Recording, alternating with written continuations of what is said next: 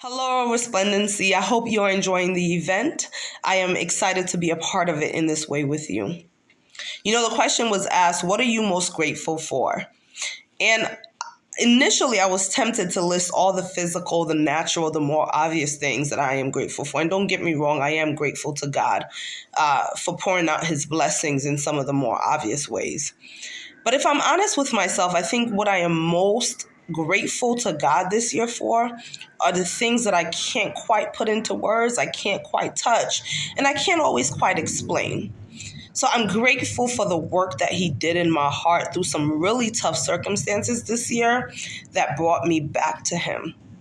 You see, I've been a Christian, a serious Christian. I rededicated my life when I was 15 years old.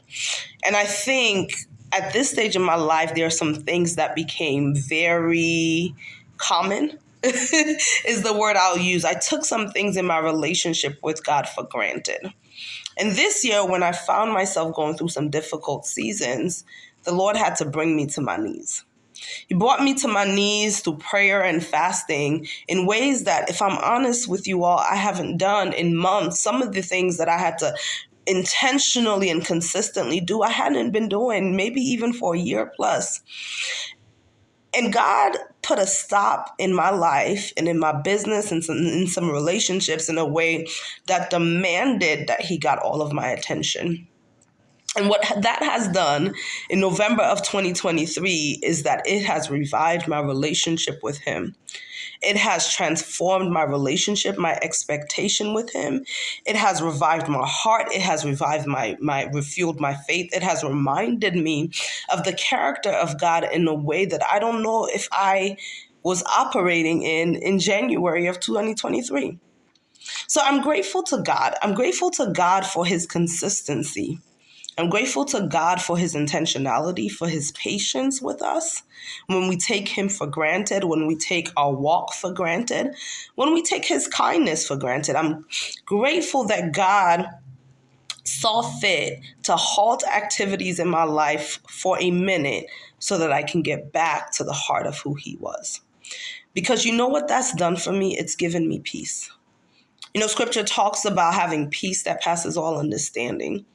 So I'm grateful for the intangible things like peace that a renewal in my walk with God has afforded me.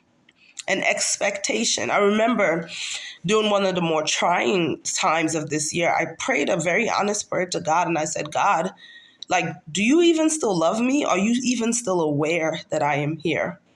And I know some perfect Christians are not going to understand that prayer, but I'm not a perfect Christian, right? And I'm grateful to God that even when I pray a prayer, that's saying, God, do you remember me? God, are you there? He's patient and he is kind enough to answer me. And again, what that has done is to remind me that this walk is not perfect, but my God is. And so going into Thanksgiving season and into December and even prayerfully into the new year, I am expecting the power of God to be evident in my life. I am expecting that things will change just because the power of God is doing some amazing things, and I'm back in position where I can be sensitive to that. So yes, I'm grateful. Right. I just had some incredible things happen. Like I relocated to a different part of the country. So I'm excited about that. Right. The natural things that come with that, a change of scenery, all of that. And I'm excited and I'm thankful for my friends and I'm thankful for my family and I'm thankful for business and my right mind and so many things. But I think the thing that I am most grateful for is just a renewal in my walk with God. I pray that wherever you are experiencing the joy and the peace that comes from intimacy with God. I pray that you are experiencing promises coming to pass as a result of his commitment to you and as a result of his character and the integrity of what he says. And I pray that you have a happy and hopeful and joyous holiday season. God bless.